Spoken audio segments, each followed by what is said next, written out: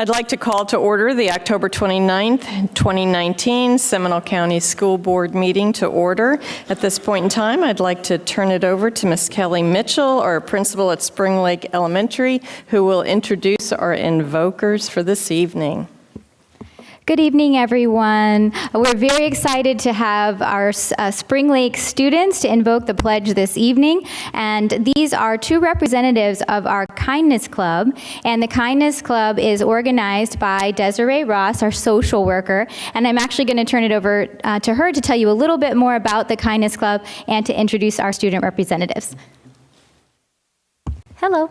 I'm Desiree Ross. I'm the school social worker at Spring Lake Elementary. Our Kindness Club is made up of 3rd, 4th, and 5th grade students. These students have taken on the responsibility as kindness ambassadors and have committed to taking an active role in implementing kindness into their lives on a daily basis to improve the world around them. In addition to school-wide kindness initiatives, the Spring Lake Kindness Club has partnered with Advent Health in Altamont Springs to make blankets for the patients that are going to be donated and to help them in their healing journey. So we've already started making a couple of those blankets.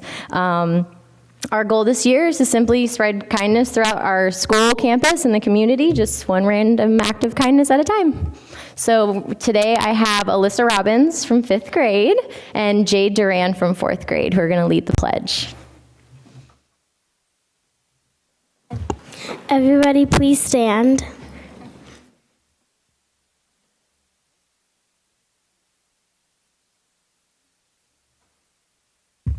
I pledge allegiance to the flag of the United States of America and to the republic for which it stands, one nation, under God, indivisible, with liberty and justice for all. You may be seated. Thank you, girls, for coming out this evening and spreading kindness.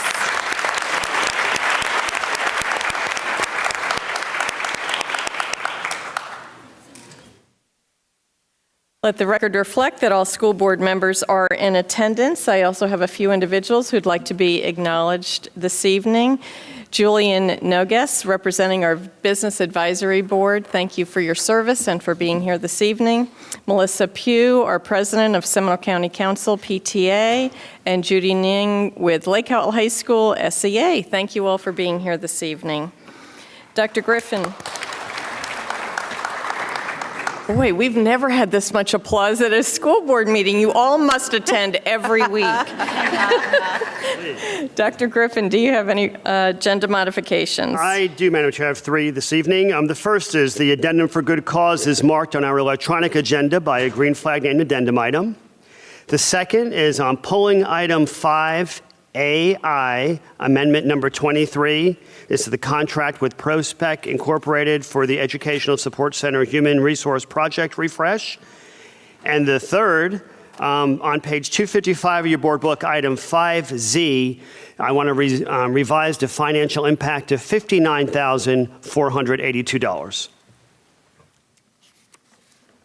Thank you. And board members, do you have any items pulled for clarifying questions, comments, or separate consideration? No, ma'am. Okay. No modifications for me. I have 4Q, please. 4Q. For separate consideration or comments and questions? For comments, please. Okay, thank you. Do we have an approval of the agenda outline, please? So moved. Second. There's a motion and a second. Any questions? Seeing none, all those in favor signify by saying aye. Aye. Aye. Motion carries unanimously. We do have many presentations this evening. If you'd all join us down on the floor.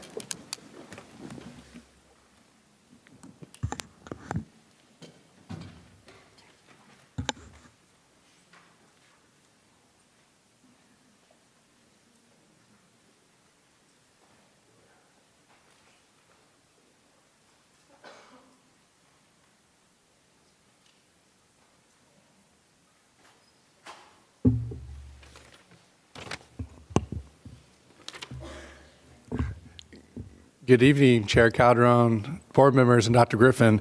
It is with my great pleasure to introduce our Veteran of the Month, Robert Little.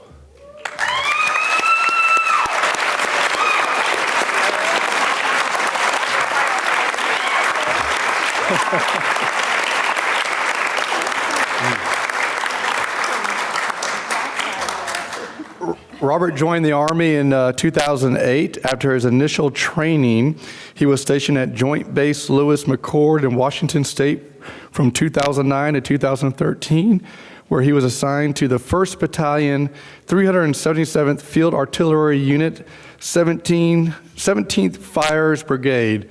And we think in education, we have a lot of big names and acronyms. In 2009, he was deployed to Basra, Iraq, in support of Operation Iraqi Freedom, where he served as a gunner for mechanized infantry operations. In 2011, he was deployed to the Khost province of Afghanistan in support of Operation Enduring Freedom, where he was a section chief of a 777, which is a big and powerful artillery piece of equipment. He was tasked in supporting infantry movements and base counter-fire with artillery support. In 2013, Robert left active duty and enlisted in the Florida Army National Guard because he could not stop his service to our country. And as an artilleryman, he was assigned to the 2nd Battalion, 116th Field Artillery Unit, 53rd Infantry Brigade Combat Team, where he has the rank of Sergeant First Class and serves as a platoon sergeant. During his time with the National Guard, Robert has supported 4 state active duty operations in support of hurricane relief across the state of Florida. So every time that we're called to open shelters, Robert is in preparation of opening shelters for our community. And then a text comes through and says, tomorrow you're leaving. And that's pretty much the way it happens. And his family is left with folks here, and Robert's off serving the state of Florida. Throughout his career, he has earned 3 Army Commendation Medals, 2 Army Achievement Medals, and received Distinguished Honor Grad in 3 separate military career sources.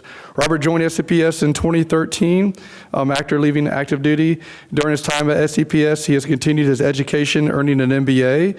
He has assisted in the development and continued improvement of the Red Apple Dining brand by helping our team provide an exceptional dining experience for the students of Seminole County. Robert's passion is for training, and he has had a positive influence of over 750 team members working throughout our 59 campuses. Robert is proud of serving his country, as well as the students, parents, and teachers and team members of Seminole County, and is looking forward to many more years of serving others. Robert has an amazing family, to include his wife, Christy, of 21 years, his 3 children, Nicholas, Victoria, and Matthew, and Sergeant First Class Little. We just thank you for your service to our community and to our country, sir.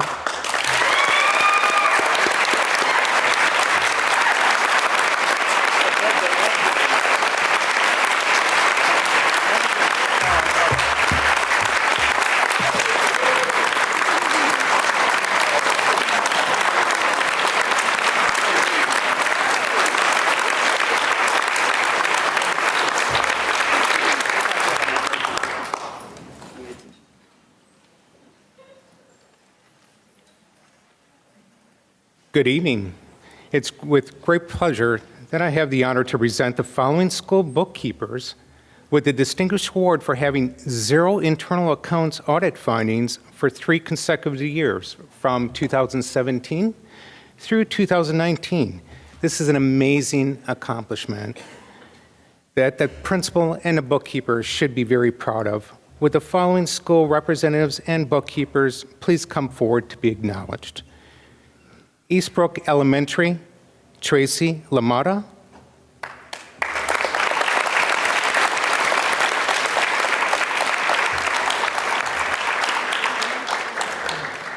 Indian Trails Middle, Doreen Owens.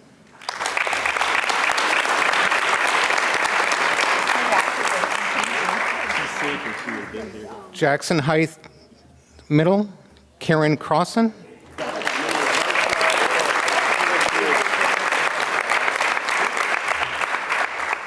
Keith Elementary, Mary Lee Sawyers.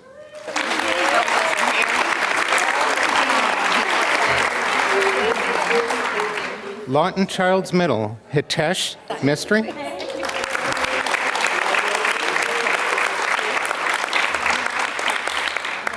Lair Elementary, Melanie Cruz.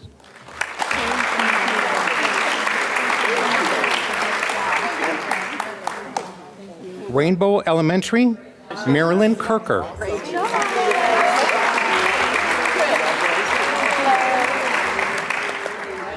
Sterling Park Elementary, Kathy Huddleston.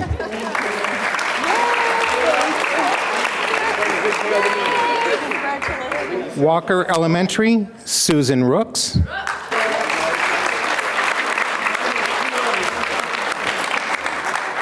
Woodlands Elementary, Colleen Barber.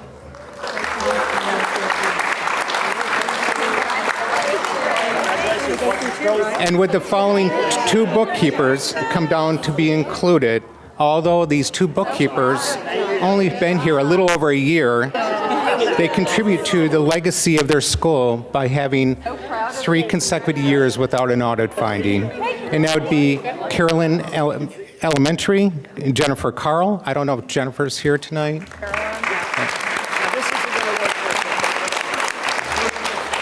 And Rock Lake Middle, Angela Salvo.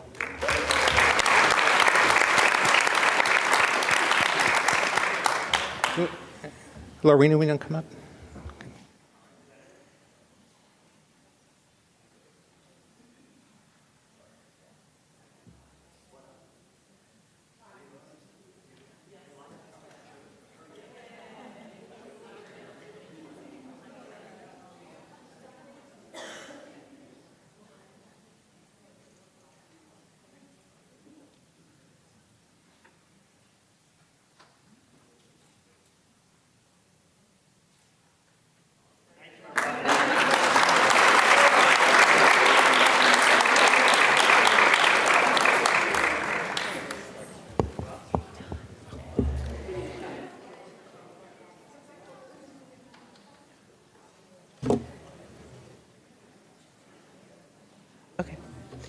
Good evening, Dr. Griffin, Dr. Calderon, and board members.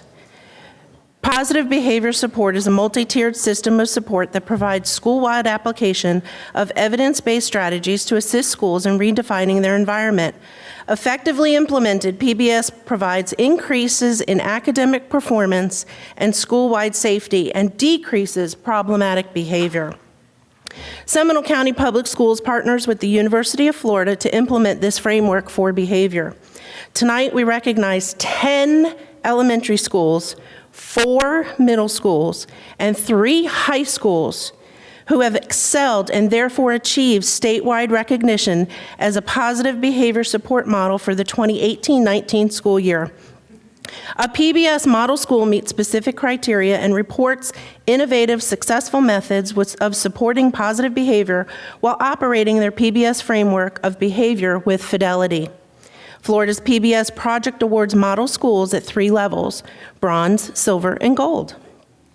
Bronze schools implement positive behavior support at Tier 1 for all students. A system of expectations and support set them apart. Silver level schools take the next step, drill down into their data, ensure Tier 1 systems are effective for all students, and have taken the steps to build systems of support for students at Tier 2. Gold level schools report all of these characteristics listed previously. They implement with the highest fidelity and have developed supports at Tiers 2 and 3. Gold level schools exceed expectations in quality and depth of implementation across 3 tiers of support. I'm very proud to announce that yesterday at our PBS coaches meeting, we learned that Seminole County Public Schools had the most model schools.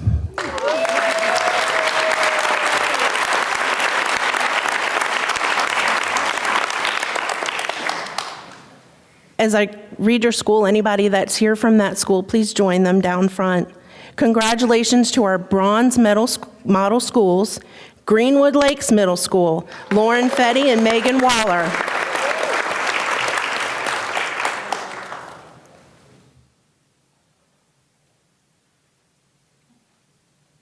South Seminole Academy, Dr. Mia Coleman Baker, Principal, Cliffine Reed, Assistant Principal, Ronald Motley, Crystal McAvoy, Mayan Koo, Joyce Rivera, and Art Miles.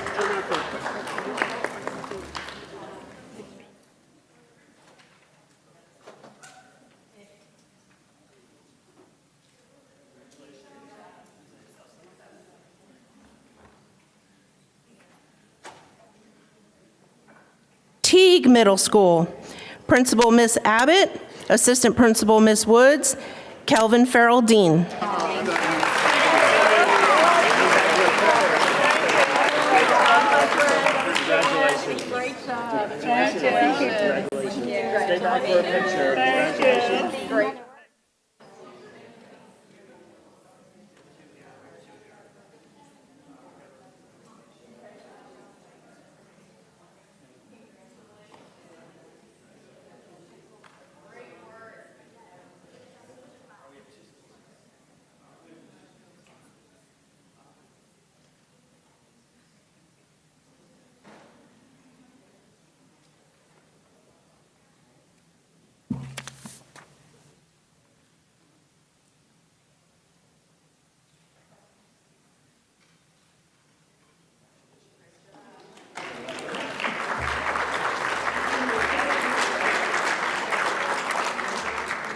Our silver model schools, Castleberry Elementary, Miss Holliday Principal, Ms. Mary Walters Clark Assistant Principal, Mrs. Japp and Mr. Lowe.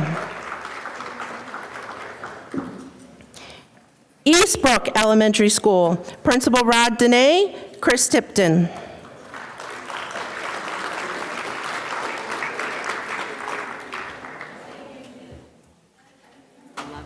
However you want.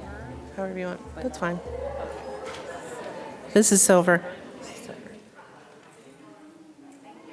Lake Howell High School. Jesse Rose, Assistant Principal.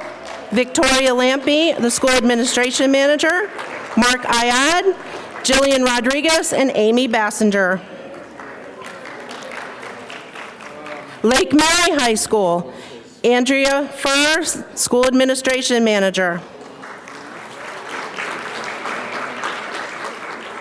Wilson Elementary, Principal Ryan Gard Harold, the Assistant Principal Jamie Barrero, the PBS Coach Jennifer Ellis, the PBS Administrator Kelly Rydell, and the PBS Committee Member Esther Morse.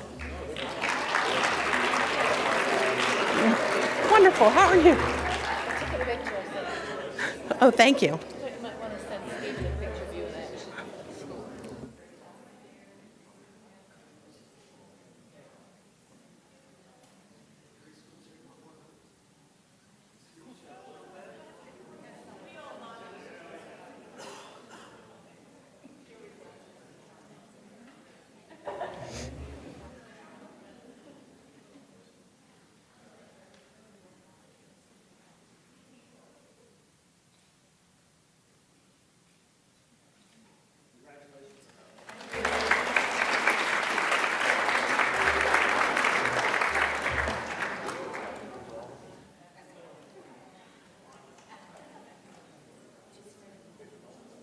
And finally, our gold model schools.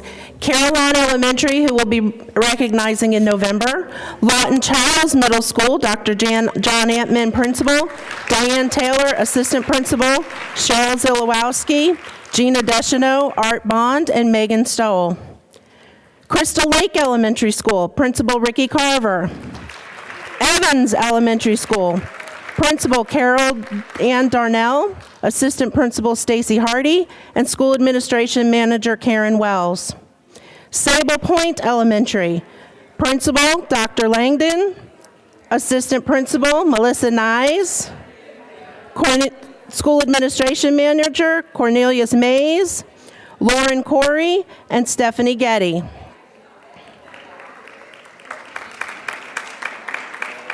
Lawton Elementary School, Principal Leslie Darius, Assistant Principal Lindsay Todd, Amy Schuyler, Ann Dwyer, and Christy Vaughn. Redbug Elementary School, Principal Christine Sharp, School Administration Manager Pam Broom. Winter Springs High School, Principal Peter Gaffney, Assistant Principal Christy Draus, School Administration Manager Angel Collins, Paula Vickers, Carrie Crow, Nikisha Washington, Joseph Kaminsky, Amanda Lord, Meredith Tweed, Fred Ramey, Zuriyama Bravo, Jessica Evans, and Lisa Lord. Woodlands Elementary School. Principal, Patricia May.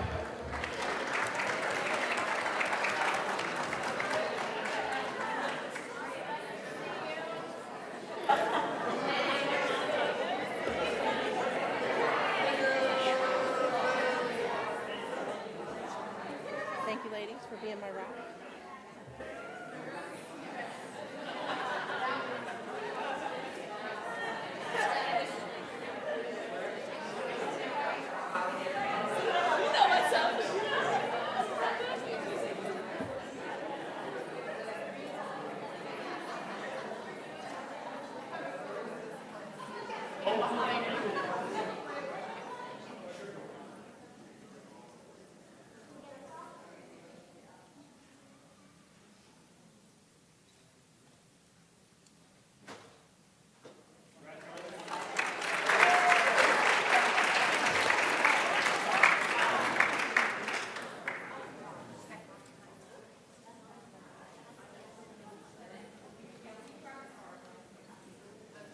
Oh, yeah, we didn't give any of that.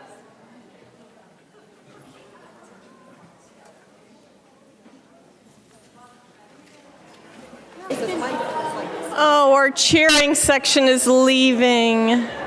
Stay, stay. We really have a lot of interesting things we're going to be discuing if you'd like Getting to ready stay. for a You're more than presentation. welcome. Woohoo, presentation time. No? Please? Thank you. That's fine.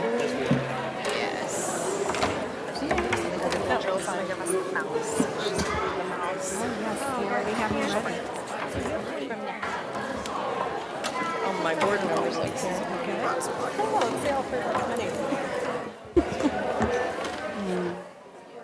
Good evening, team. I guess we're ready now for our focus on achievement. And I'll turn it over to Ms. Cardona. Yes. Good evening, Dr. Griffin and school board members. Thank you so much for giving us this opportunity to give you an update of what we're doing in the ESOL world to assist our students to be successful academically and linguistically in the program. Every year, as soon as FSA scores come out, we meet with the Assessment and Accountability Office to look at our data, and using the continuous improvement model, we look at our strengths and our weaknesses and how do we improve to make sure that we are meeting the needs of our ELs. So I want to share our learning gains for ELs at the elementary level. For the last 4 years, you will see at each grade level, each elementary, middle, and high school levels, we have made a gain at the gains for elementary from a 43% to a 53%, 10% increase for now for 2018-19. At the middle school level, we had from a 46%, we went up to 50%. In high school, from a 40%, we went up to a 47%.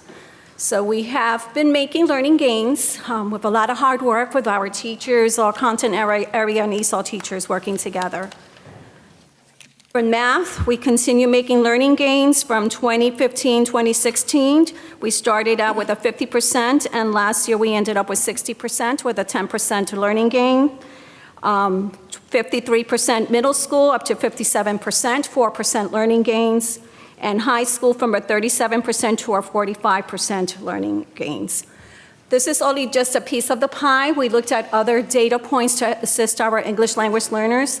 For 2017-18, our graduation rate also increased. We ended up with a 76.5, which every year we do increase the graduation rate. As you know, it's a little bit difficult for our ELs, especially the newcomers that come into the high school level, when we give them maybe 2 or 3 years to be academically successful in their content area classes plus in the language. We also analyze our Access 2.0 state assessment, which is our language proficiency assessment at the state level. This assessment assesses our students in the 4 domains: listening, speaking, reading, and writing. Very critical to our program, because if we're not meeting the needs of the ELs with the language, they're not going to be successful in the academic side, right? We did really good learning gains again. We did 31% proficient of our ELs. We were able to exit over 500 students this year. We surpassed the state average, which was 22%.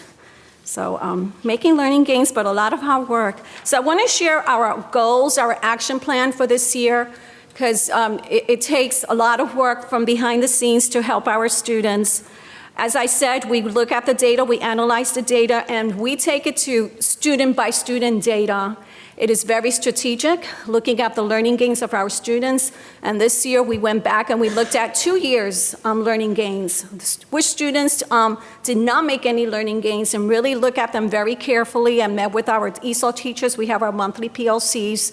And with administrators too, to see what other needs. Do we need the student to go through the MTSS? What is not working? Is it the curriculum or the resource? What else could we do to assist our students? We also provide very strategic professional development trainings for our teachers. And one of the trainings that we provide is on the WIDA standards. And the WIDA standards are our ESOL standards, the WIDA standing for World Class Instructional Design and Assessment. These standards help content area teachers meet the needs of our ELs.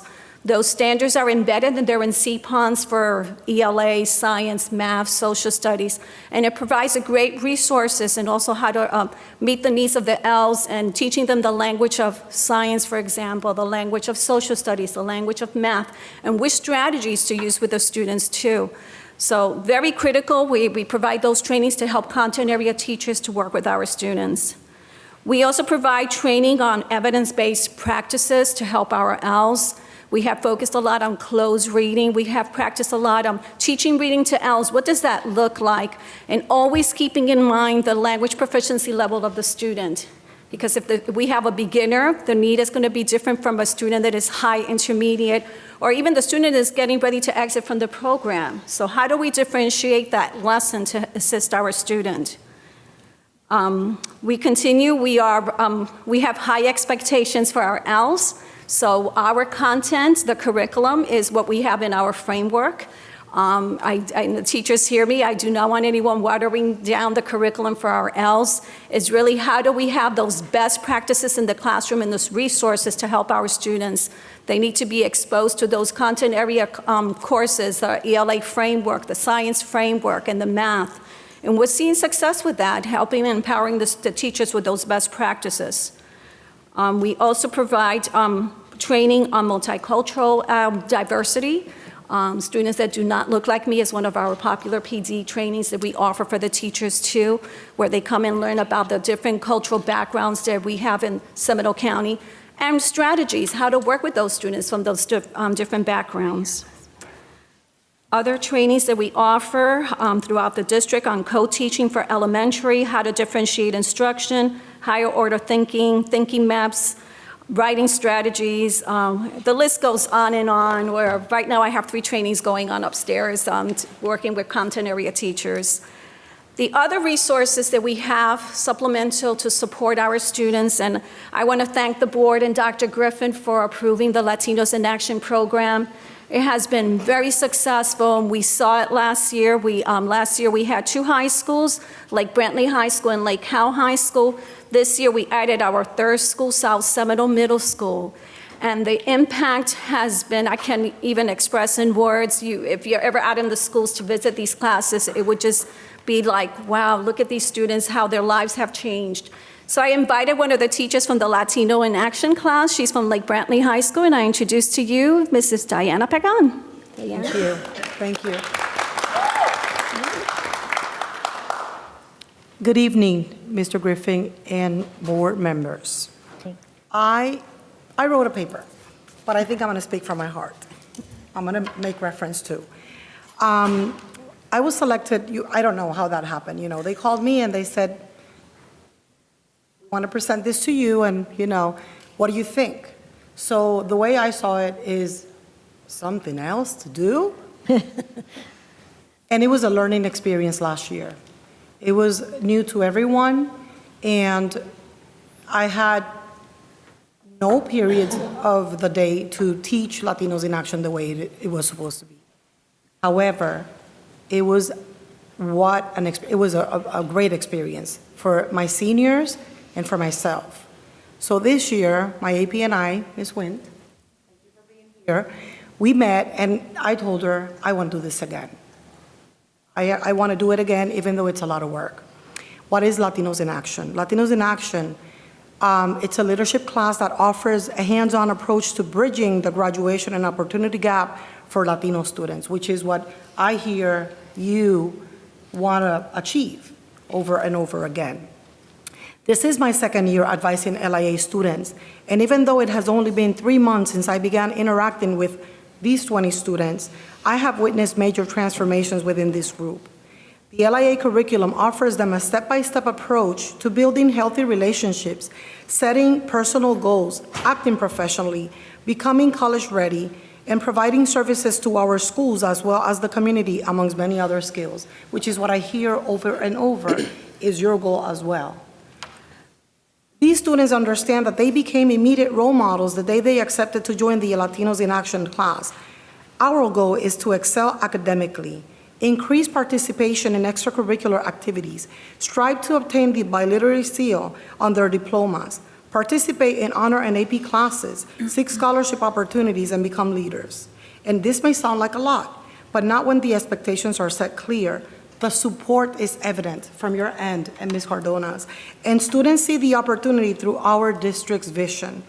Our ESOL program provides students with the services that addresses the language barriers that they most stress about, while LIA provides them with the opportunity to branch out and acclimate to our schools. I feel so fortunate to be the LIA advisor at Lake Brantley High School, and I want to thank everyone kindly, everyone who decided this was a great idea. To my surprise, I have 3 of my students here today. Where are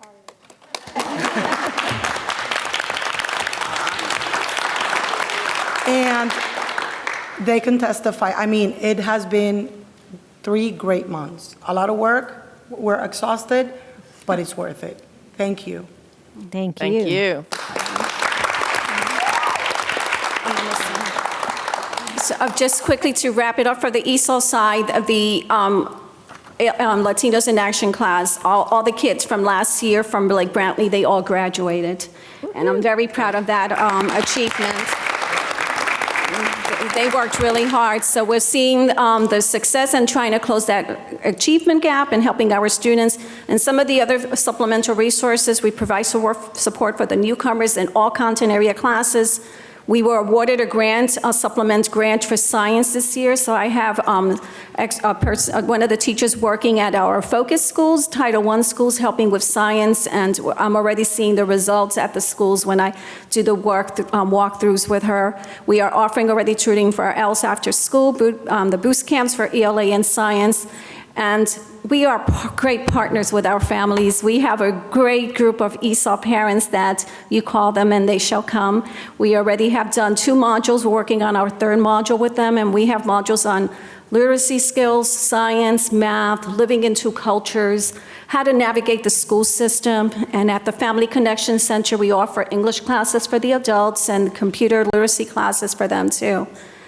With the youth leadership, we will continue with the students, high school students, and also continue doing the best that we can to serve all our English language learners in Seminole County.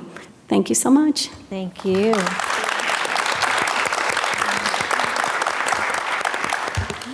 With Minnie's, Cardona's, and her team's work with the ESOL students, it works perfectly well with us being up here together because we really are focused on subpopulations to make sure that all children are successful here in Seminole County, and we're really happy to have this opportunity to share information updates with all of you.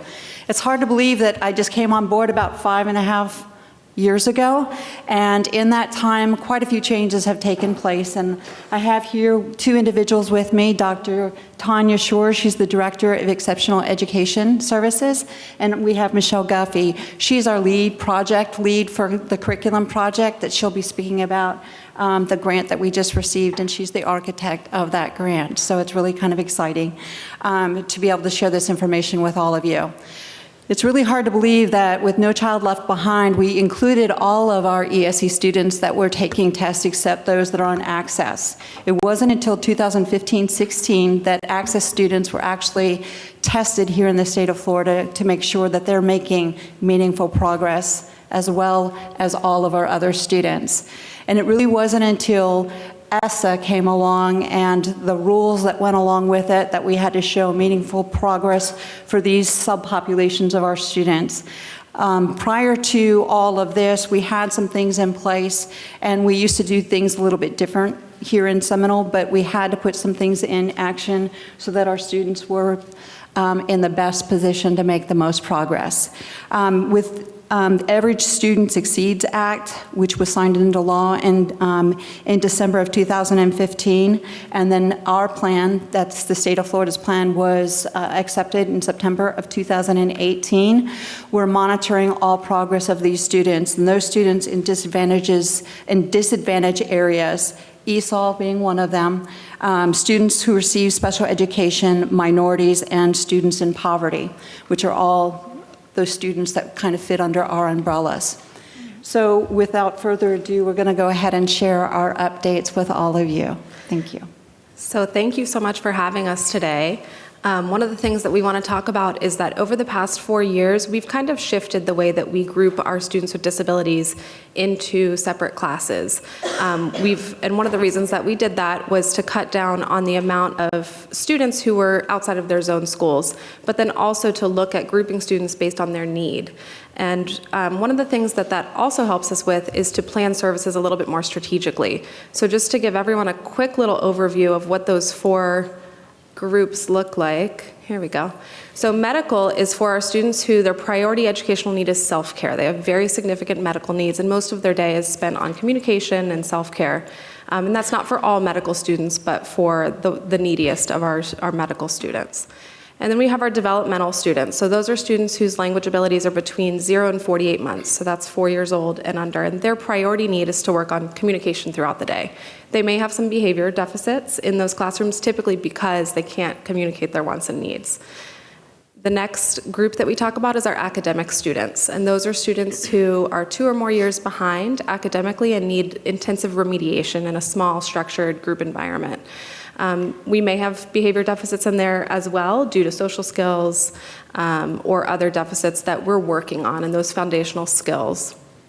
And then finally, our behavior circle, where we have students that really need a self-contained structured environment to target the stabilization of their social and emotional skills, typically because of trauma or extreme mental health needs. So as we've started grouping students this way, the other component of talking about these groups of students is what do we do with those students and what is best practice for how we work with students within a schedule, what curricula do we use, and that's where Michelle Guffey has come in and really created something amazing that we're gonna teach you guys a little bit more about. So once we have our students grouped into those priority education needs circles, the next thing to look at is really what type of instruction are we providing? What constitutes evidence-based instruction for those students? So over the past 4 years, we have been implementing an approach to infusing evidence-based behavioral instructional strategies with the traditional education pedagogy. So we have been successful and looking at, oh, here we go, click on the circle. Okay. We started 4 years ago, and this is our 5th year of implementation, so we have 4 full years of implementation. We started the first year in just 2 schools with approximately 100 students implementing these evidence-based approaches. We grew to 5 schools the next year, and then the 3rd year we were working with 11 schools, and then year 4 we worked with 15 schools, which was approximately 64 classrooms that we were supporting with our team across the district. This year we are supporting, in addition to those 15 schools, 3 high schools. So that was the addition of high school this year, that we're looking at what's happening in the ESE classrooms in the high school setting. And we're supporting about 75 students. 75 classrooms, I'm sorry, not students. It's actually about 2,500 students. So as Tanya was talking about, we want to make sure that we are meeting the students at an entry point of their instructional level. So we might have a student with an autism spectrum disorder who's functioning, even though they might be in 2nd grade, at the cognitive level of a 0 to 18-month-old. So we really want to make sure, no matter what the entry point, that these students are making progress as fast as they can, but as slow as they need to, so that we're closing those gaps for the students with disabilities and their general education peers. And for all of the students, we want to be able to demonstrate, even for somebody who's as low as a 0 to 18-month-old range, that we're making 1 year's growth in 1 year's time, even for them, and that we have a way to measure that progress. So we have been measuring that progress, and we have been successful in closing the gap. And so I'm going to share with you some data from schools who have been implementing the project. The first one, it's not a Title I school. This is a school who's been implementing the project over the past 3 school years. So you can see on the left of the vertical line here, the red line right here represents the number of students that are served in these populations that are scoring at a level 1 on the FSA. So prior to implementation, you can see the trend is not going in the right direction. The number of students scoring a 1 was increasing.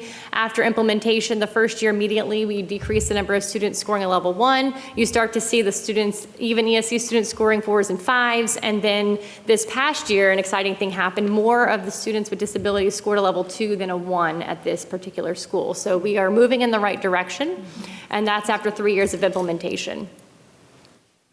Here's a Title I school. We're looking here at a 1-year impact, so you can see over time the number of students scoring at a level 1 here. And then last year, we started the curriculum project at that school. Immediately, we saw the students that were scoring a level 1 decrease, the students that were scoring a level 3 increase. And these are both data from the ELA portion of the FSA. At this particular school, the number of students in the math FSA that scored a 3 surpassed the number that scored a 2 at this school, in a Title I school. So we have seen some promising growth from these students. And last year, this year actually, on April 2nd, it was World Autism Awareness Day. And that was significant because it was also the day that we submitted an application for a federal grant. And the grant was through the Office of Education of Innovation and Research. And we just found out this month that we were awarded that federal grant. So it is $4 million over the next 5 years. Yes. Congratulations.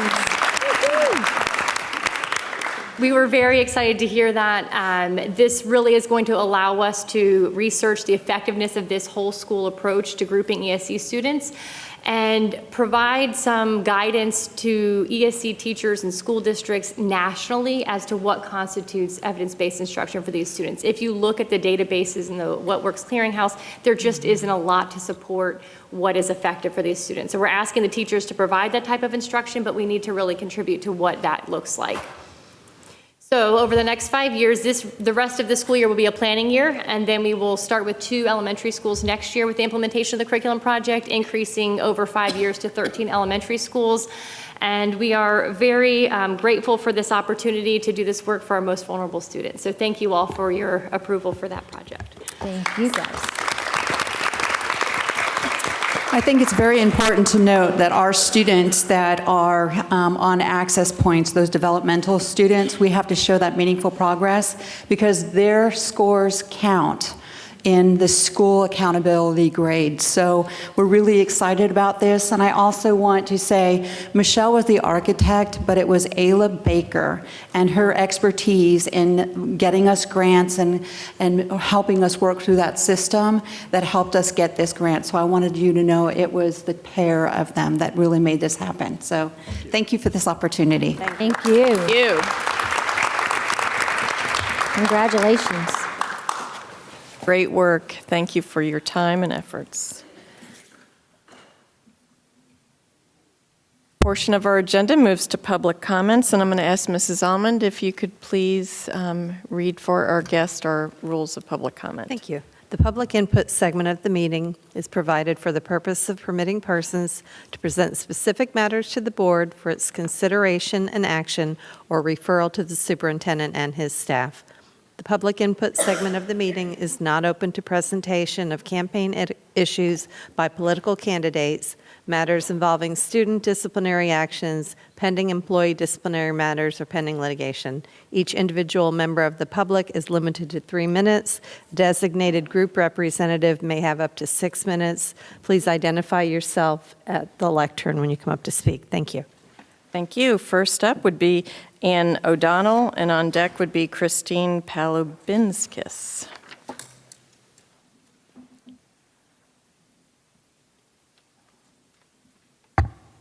Good evening.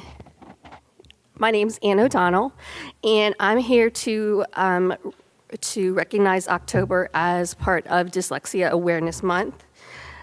For many of us, it is not just a single month, but it's a daily occurrence. Dyslexia affects 1 in 5 people, and people with dyslexia usually have problems with sounds, phonics, spelling, and decoding of words. There's never going to be a cure for dyslexia. It's simply a matter of teaching people how to learn strategies to help them to adapt. My daughters are in advanced classes at Oviedo High and Jackson Heights, and they are excelling in math and science. However, where we are now is far from where our days were when we were in elementary school. Our days of weekly torture of spelling tests and practicing was horrible, and only to find out that in the end they never could retain the spelling that they were tried so hard to learn. It took longer for them to do their work in class because it took them longer to read and to write. So we've come a long way. However, so after several years, what had happened was a teacher in Texas had recommended my daughters getting screened. It was a simple process. The awareness that in screening process in Texas was much better. Florida is far behind where it needs to be. And we want to try and help promote Florida to move in the same direction with awareness and the screening. We had a partnership with our public school with the Scottish Rite to have an explicit 2-year intense phonics program for them. They are thriving in SCPS strictly because of another state helping them and paving a good path for them to be where they are now. Florida, we hope, moves in the same direction. 1 in 5 people have dyslexia, and it does not matter. It's across all backgrounds. We are hoping that as a top school district in Florida, that Seminole County will move in that same direction and helping with the awareness to our teachers. We've had problems right here in Seminole County with teachers not knowing dyslexia, and hope that the interventions and so forth that we had in the past will help future generations as well. Thank you. Thank you. And Christine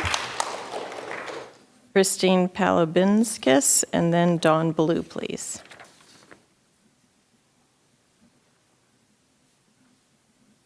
Good evening. My name is Christine Palobinskis, and I'm a parent of 4 children attending Seminole County Public Schools.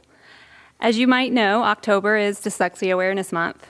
The word dyslexia is made of 2 different parts, dys meaning not or difficult, and lexia meaning words, reading, or language. So quite literally, dyslexia means difficulty with words. Dyslexia, often synonymous with the term specific learning disability, or SLD, is based in the brain. A dyslexic brain processes written information differently, but reading is not a natural process for many, if not most students, even non-dyslexic ones. That's because human brains are naturally wired to speak. They're not wired to read. This means dyslexia is not related to intelligence. In fact, most dyslexic students are average to above average intelligence. However, if dyslexia is not detected and addressed appropriately early on, it can lead to not just reading failure, but a host of other academic, social, and emotional problems. And that's why I'm standing here today. I have firsthand knowledge of the nasty cycle of negative emotional and social experiences that stem from an unidentified or unaddressed learning difference. I know because I have a dyslexic brain, though neither my teachers nor my family knew my difficulties had a name at the time. Despite having strengths in many areas, I could not read, spell, or write like my peers. This ultimately led me to believe that I was stupid and lazy. I thought that I was made wrong. I thought that I was not worthy of the opportunities available to others, and I thought I should just accept that this was my lot in life. No one tried to dissuade me of this either. Being that dyslexia is also genetic in origin, it was not until my own children started having the same difficulties I had experienced that I knew that there was more at play. Because as any parent of a dyslexic child can tell you, these children are far from stupid or unworthy. I know most of you would agree dyslexic students are worthy of a free, appropriate public education, just like all students. What you might not know is that dyslexia affects 1 in 5. That is 20% of the students in our district. This means that in every classroom, from kindergarten to 12th grade, there sits a child, probably 2 or 3, who have dyslexia. Though there are dyslexic children found in every class, effective reading instruction is not. Seminole County cannot continue to refuse to respond to our children's educational needs. We need effective universal screening, professional development on dyslexia awareness and identification, and evidence-based interventions. Our students need structured literacy instruction, or most commonly known as the Orton-Gillingham approach.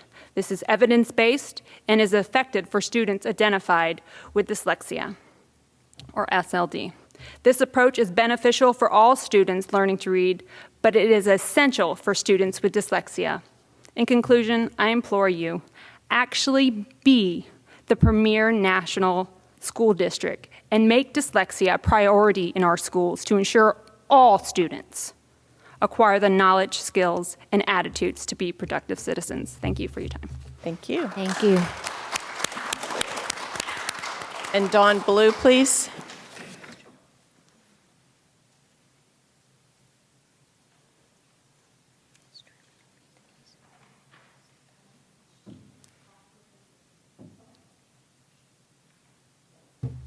Good evening. Good evening. My name is Dawn Ballou, and as an individual parent, former teacher, and a concerned community member, as well as a representative of Moms Demand Action for Gun Sense, I'm here to speak regarding the recent reporting on arming teachers. First, I'll clarify who Moms Demand Action are and what we do. This national organization is an all-volunteer, nonpartisan group that advocates for common sense, evidence-based solutions to reduce gun violence. We have supporters of every political stripe, gun owners and non-gun owners, all religions and identities. We may be mom-founded and sometimes mom-led, but all are welcome to participate.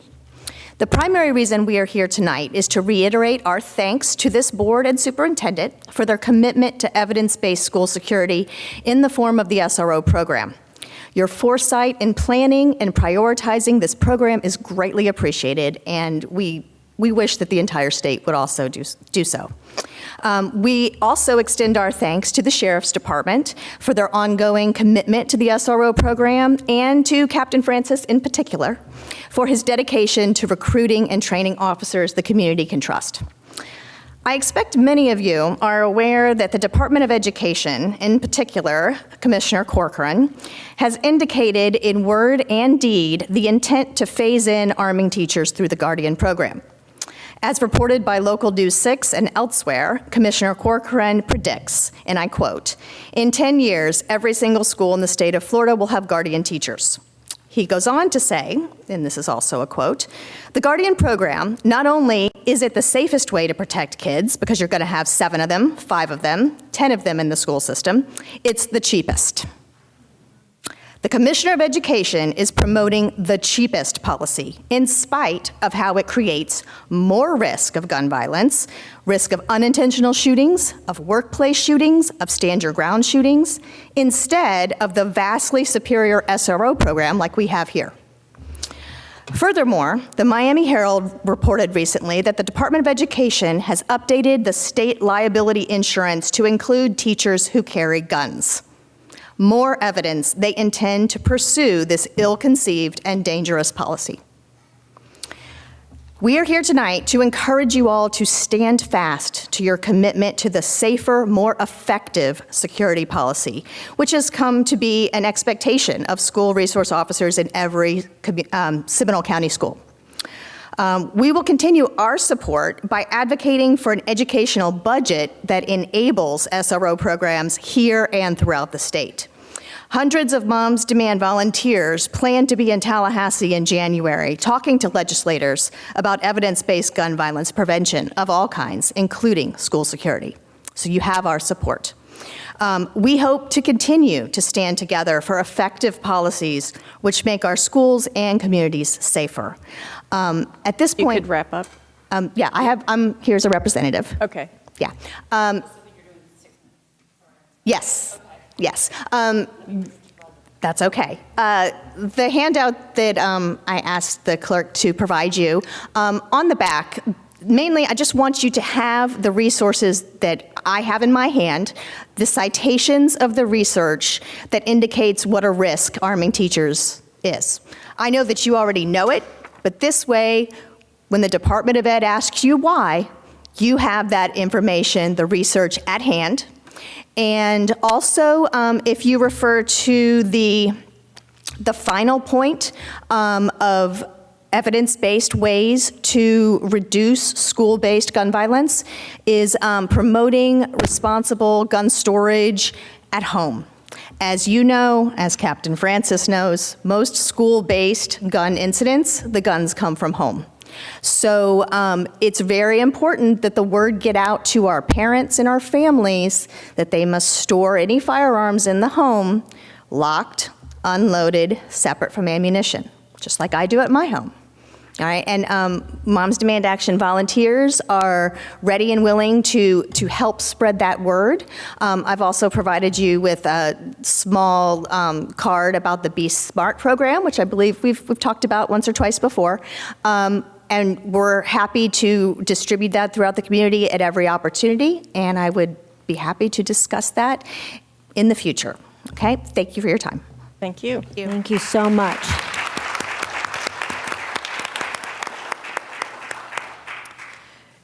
Dr. Griffin, do you have a recommendation for a consent agenda? I think Ms. Pennick has a... She does. I was going to ask for a motion and a second and then open it to discussion. My recommendation is that the consent agenda be approved as presented. So moved. Second.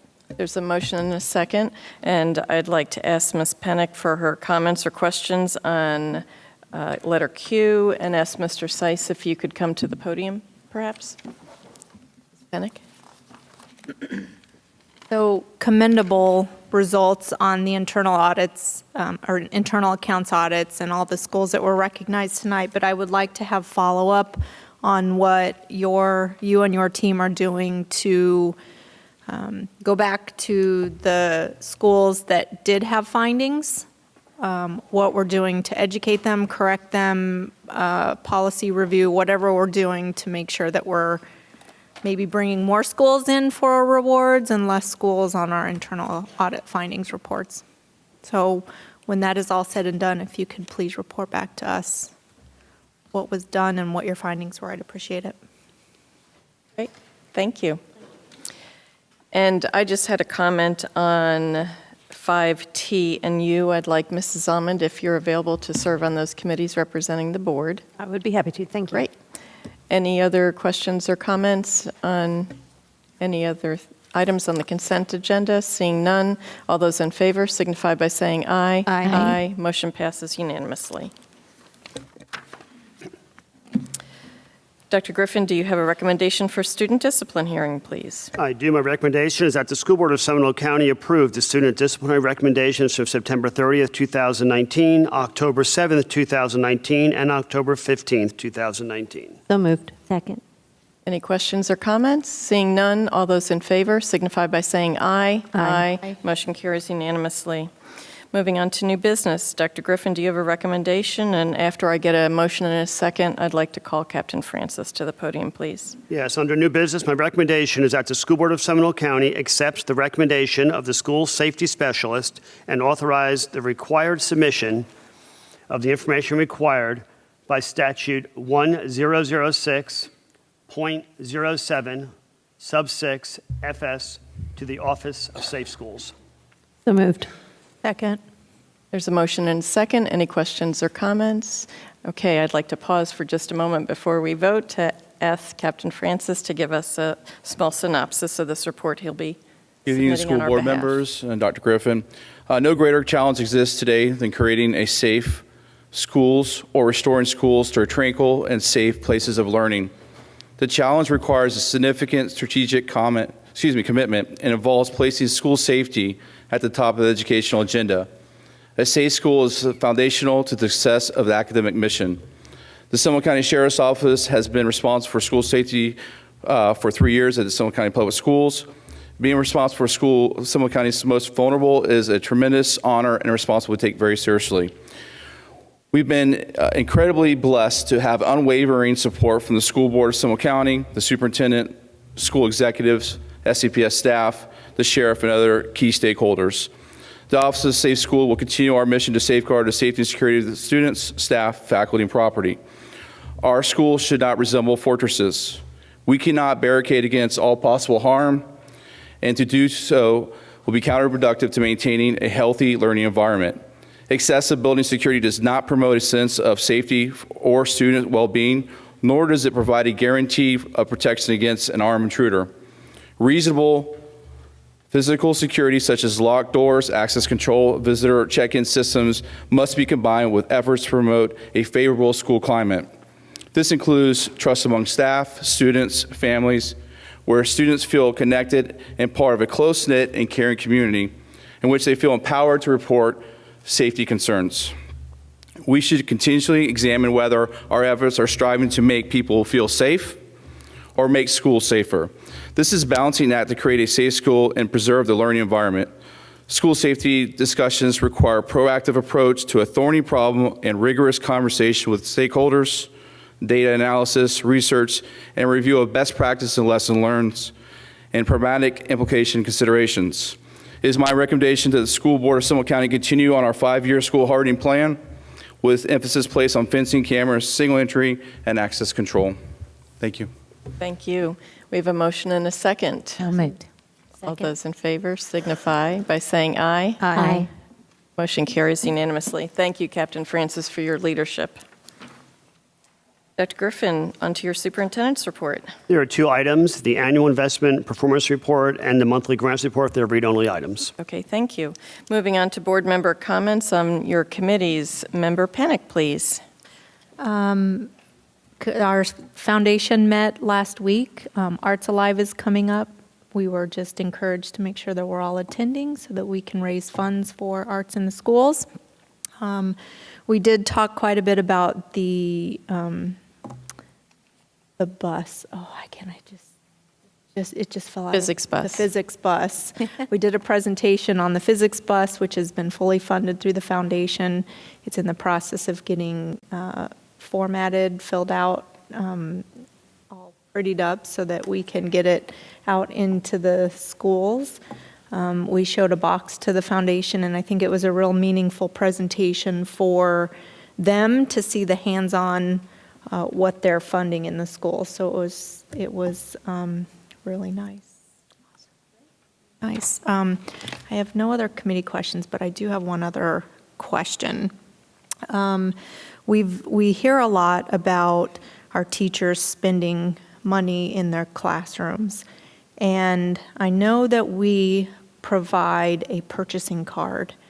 We were presented with a report of the unspent funds of the purchasing cards, and I want to have maybe a presentation next board meeting to understand what would make a teacher not be able to spend what is on those purchasing cards. Is it our policy is too strict? Is it the timing of the availability of the funds?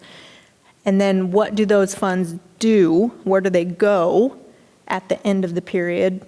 I understand they go back to SAC, but are there restrictions on it? So I would like to get more information on that whole bucket right there so that maybe we can help push out some communication or look at making sure our teachers know that money should be spent. We'll be prepared to do that.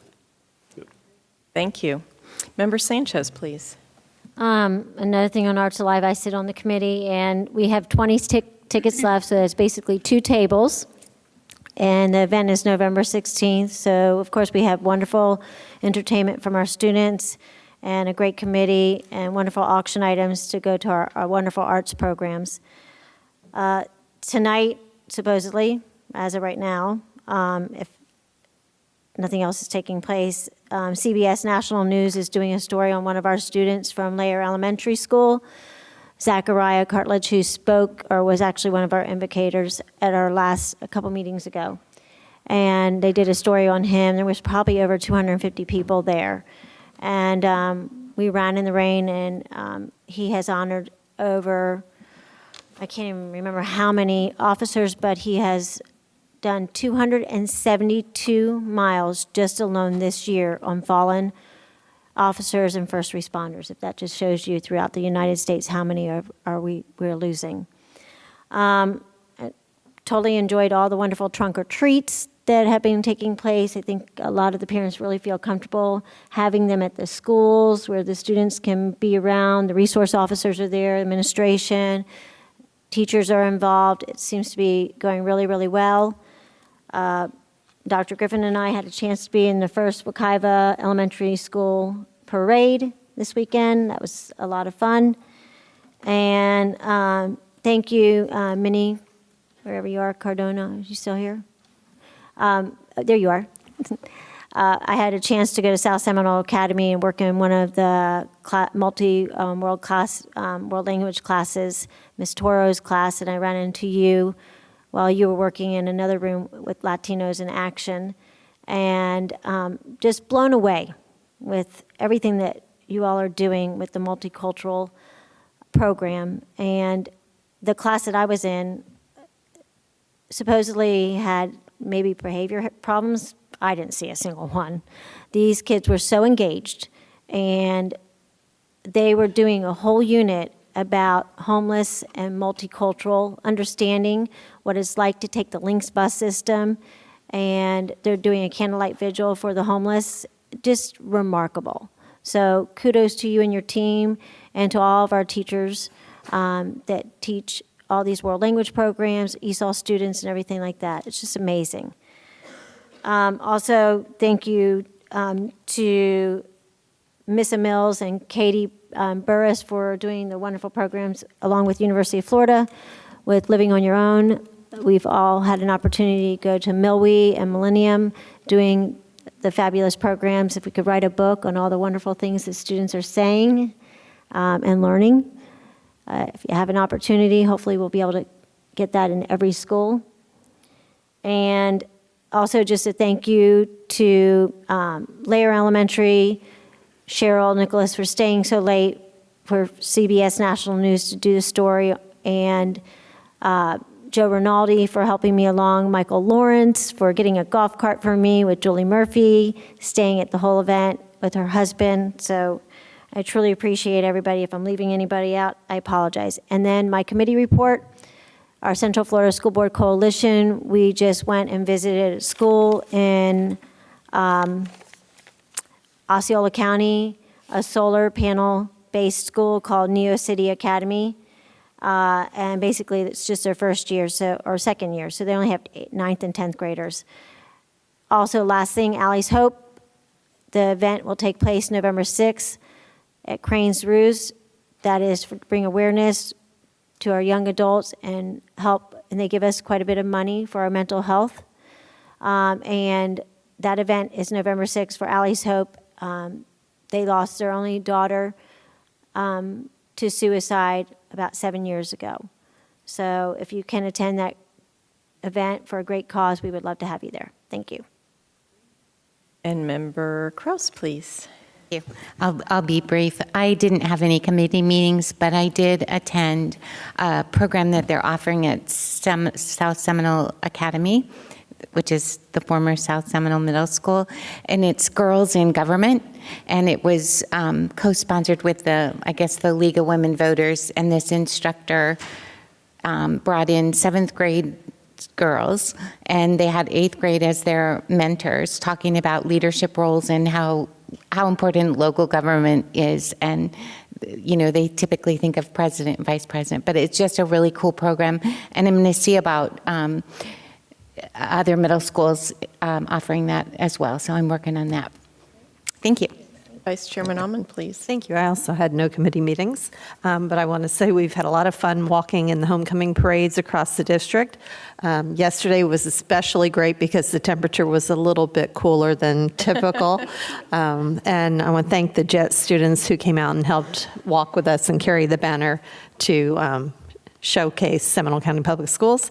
And Principal Appreciation Month, October, we're all out evenings, daytime, weekends, holidays, and they are too. They go above and beyond. They serve their students. We appreciate all that you do. Thank you. And I'm sure you'll all be happy to hear at Mayors and Managers this month, Mr. Rinaldi got to stand in for Dr. Griffin.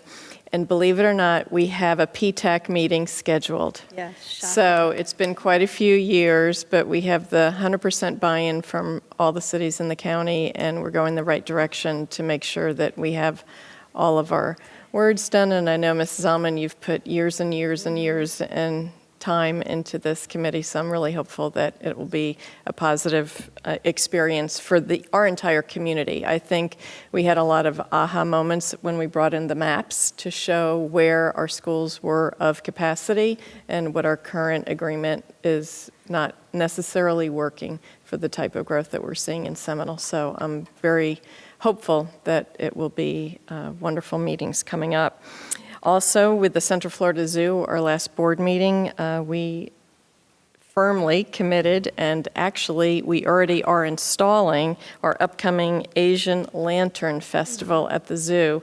The company actually sends all their employees from China. They move into Sanford, and they are busy installing all these lanterns. So the festival will take place from November 20th through January 12th, Wednesday through Sunday evening from 6 to 10 p.m., and all tickets will be purchased online through the Central Florida Zoo's website, and would appreciate your support, sharing with families and community members. But the marketing will be statewide because we are only one of a few Asian festival lights in the entire country. So we're excited, and I look forward to attending. And I have no other committee reports after that. Anything else, Dr. Griffin?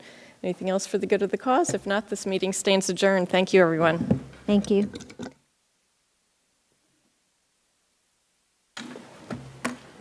That's you.